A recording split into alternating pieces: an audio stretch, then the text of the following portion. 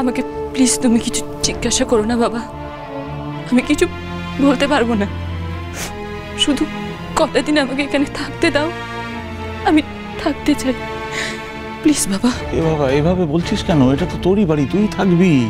হ্যাঁ, কে বাধা দেবে তোকে? আরে তোর মা টেনশন করে এরকম উল্টোপাল্টা কথা বলে।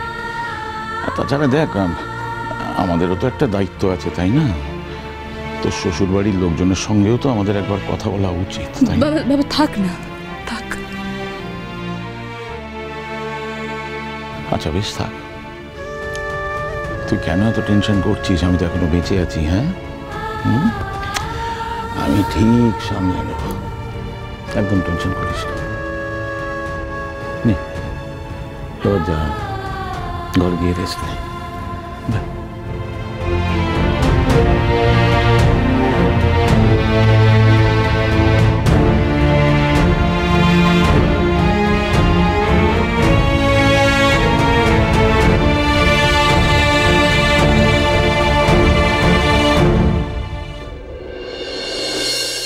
আরে আবির দাদু ভাই কোথায়? ওকে ডাক শিগগিরই।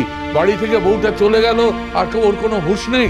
দাদু সমানে ফোনে ট্রাই করছি, আবিরকে তো পাচ্ছি না। বলো কি যে হচ্ছে কিচ্ছু বুঝতে পারছি না। আই থিঙ্ক কোনো ইম্পর্টেন্ট মিটিংয়েও ফেসে গেছে, বুঝলে? না হলে ফোনটা নিশ্চয়ই তুলতো। কি হচ্ছে, এমন কি হলো যেটার জন্য পেখমকে এভাবে বাড়ি থেকে বেরিয়ে যেতে হলো? মেয়েটাকে দোষ দিই কি করে? হ্যাঁ, কি করে দোষ দিই? যে বাড়িতে থাকলে ওকে সারাক্ষণ হেনস্থা হতে হয়, সেই বাড়িতেও থাকতে মন চাইবেই বা কেন? ঠিক। তারপরে একই পাড়ার মধ্যে দুটো বাড়ি, পাড়ার লোকেরাও সব জানাজানি হয়ে যাবে। কি বিশ্রী একটা অবস্থা, মান সম্মান বলে কিচ্ছু থাকবে না। এই দেখো, বলতে না বলতেই ফোন, অনিন্দর ফোন। হ্যাঁ অনিন্দ, বলো খবরটা কি? খবর মানে একরকম বাধ্য হয়েই আপনাকে ফোনটা করছি মেসোমশাই। কি কাণ্ড ঘটলো বলুন তো? মানে মেয়ে আমার বাড়ি ফিরে এলো, কি হচ্ছে না হচ্ছে আমরা তো কিছুই বুঝে উঠতে পারছি না। তাই আরে দাঁড়াও না, আমি তো কথাটা বলছি নাকি। হ্যাঁ আরে আমি তো অনেকভাবে বোঝাবার চেষ্টা করেছি, বধুয়া তো শুনলই না। আরে কি যে হচ্ছে আমি বুঝতেই পারছি না। বাবা মেধা, হ্যাঁ আমি বনলতা বলছি। আমার মনে হয় কি যে এসবের মধ্যে আমাদের না ঢোকাই উচিত এখন। আর কটা দিন সময় দিতে হবে পেখমকে, তাহলেই হয়তো ঠিক হয়ে যাবে। তাছাড়া পরিস্থিতি এমন একটা হয়ে আছে, এর মধ্যে ওকে জোরাজুরি না করাই ভালো। জবরদস্তি করতে গেলে হয়তো উল্টো ফল হতে পারে।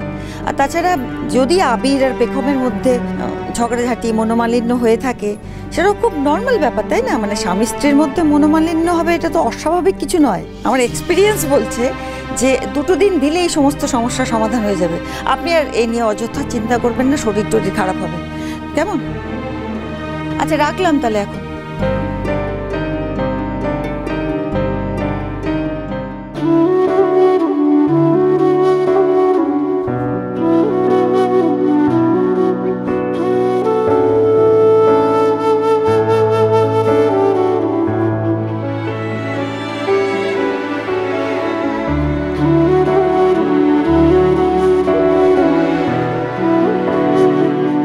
নিজের প্রফেশনে, নিজের কাজের জায়গায় প্রাধান্য দেখাতে গিয়ে, ডেডিকেশন দেখাতে গিয়ে নিজের ফ্যামিলিকে তুমি বিপদে ফেলতে পারো না। এটাকে ব্যালেন্স লাইফ বলে না পেখম।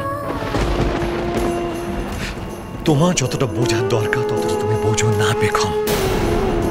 যেটা হলো সেটা ঠিক হলো না। যতক্ষণ পরিস্থিতি ঠান্ডা হচ্ছে না, তুমি বাড়িতে ঘুরে এসো।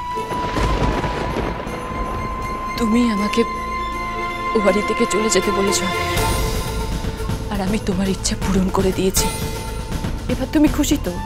এবার নিশ্চয়ই তুমি খুব শান্তিতে থাকবে, তোমাকে কেউ জ্বালাবে না, আমিও খুব ভালো থাকবো। দেখো এবার তুমি আমাকে ডাকতে এলো, আমি ফিরে যাব।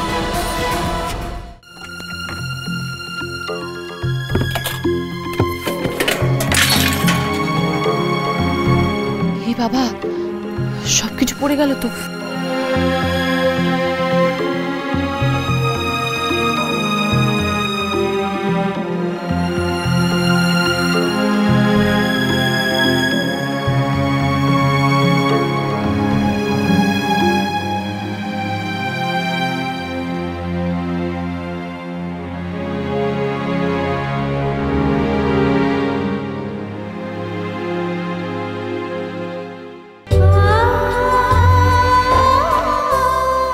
জার্নালিজম নিয়ে পড়াশোনার সময়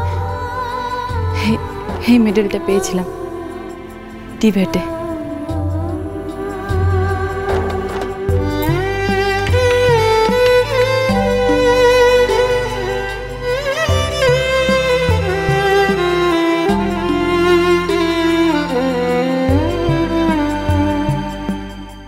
এটা তো গানের পরীক্ষার সার্টিফিকেট, মা এখনো যত্ন করে রেখে দিয়েছে।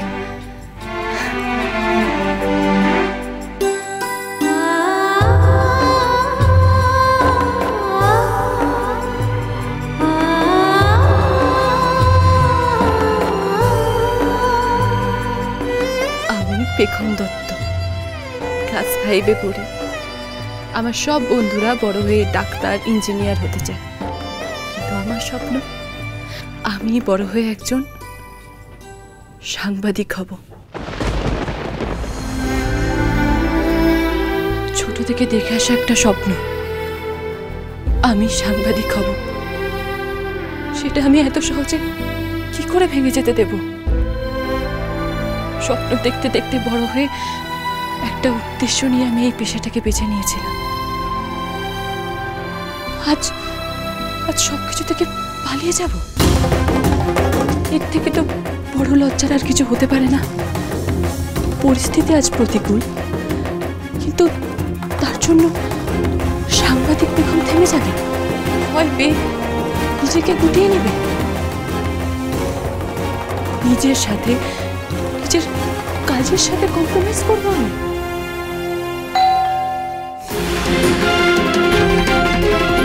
আবির এলো।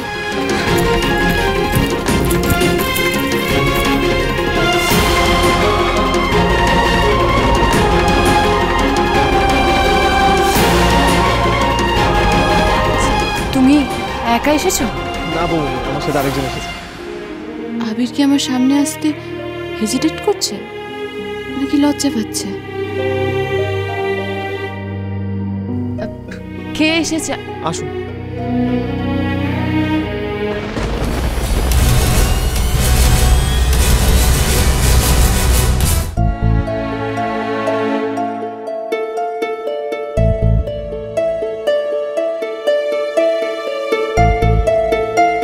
আপনার সঙ্গে তো আমার সকালেই কথা হলো, আমি আপনাকে বললাম আমার একটু সময় লাগবে, তাহলে আজকে আবার আমার সঙ্গে কথা বলতে এলেন যে? কথা তো হয়েছিল ম্যাডাম, কিন্তু তারপরেও দেখুন না, আজ বিকেল হতে না হতেই আপনার বাড়িতে আমাকে পৌঁছে যেতে হলো। আমাদের আর্জেন্সিটা একবার বুঝতে পারছেন তো? আপনার জয়েনের উপরেই কিন্তু আমাদের চ্যানেলের লঞ্চের ডিসিশনটা অনেকটা নির্ভর করছে। তাছাড়া আমাদের মালিক মানে বব স্যার আজ রাতের ফ্লাইটে বাইরে চলে যাচ্ছে। প্লিজ ম্যাডাম, উনি চান যে তার আগেই আপনার সাথে একটা ডাইরেক্ট মিটিং করতে। ওই মিটিংটা প্লিজ আপনি অ্যাটেন্ড করুন। আপনি ওনার সাথে কথা বলে তারপরে যদি আপনি মনে করেন যে এই চাকরিটা আপনি করবেন না, তারপরে আমরা আর আপনাকে বিরক্ত করব না, প্রমিস। আমার মেয়ে এখন কোনো চাকরি করবে না। কেন চাকরি করবে না কেন? আরে বাবা, ওর কোয়ালিফিকেশন রয়েছে, ওর কাজ করার ইচ্ছে রয়েছে, ক্ষমতা রয়েছে, তাহলে কেন বাড়িতে লুকিয়ে বসে থাকবে বলতে পারো আমায়?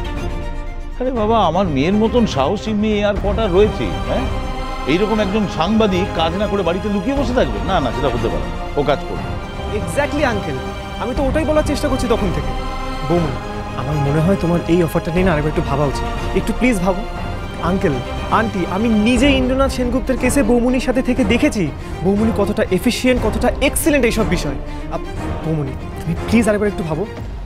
দেখুন, আপনি এই মিটিংটা অ্যাটেন্ড করুন একবার প্লিজ, তারপর যা হবে দেখা যাবে। কিন্তু পেখমের আবার এসবে জড়িয়ে পড়াতে আমার মন সায় দিচ্ছে না।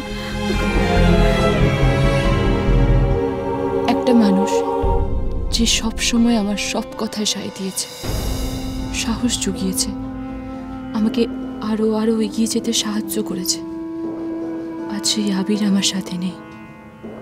আমার বিশ্বাস আবির যা বলেছে রাগের মাথায় বলেছে, মনে মনেও নিজেও কখনো চাইবে না আমার সাংবাদিক পরিচয়টা আমার থেকে কেড়ে নিতে। আবির তেমন মানুষ নয়, কিন্তু তাও আবিরের সাথে কথা না বলে সিদ্ধান্তটা নিব কিভাবে? আজকে মিটিংয়ে কি আমার যাওয়া উচিত নাকি না? আবিকে ফোন করবো একটা, ডিস্টার্ব করা হবে না তো? জীবনের বিভিন্ন স্টেজে আমাদের প্রায়োরিটি বদলাতে বদলাতে যায়, আর কখন আমরা কোনটাকে বেশি প্রাধান্য দেব সেটাকে সাজিয়ে নেওয়াটা আমাদের কাছে বড় চ্যালেঞ্জ।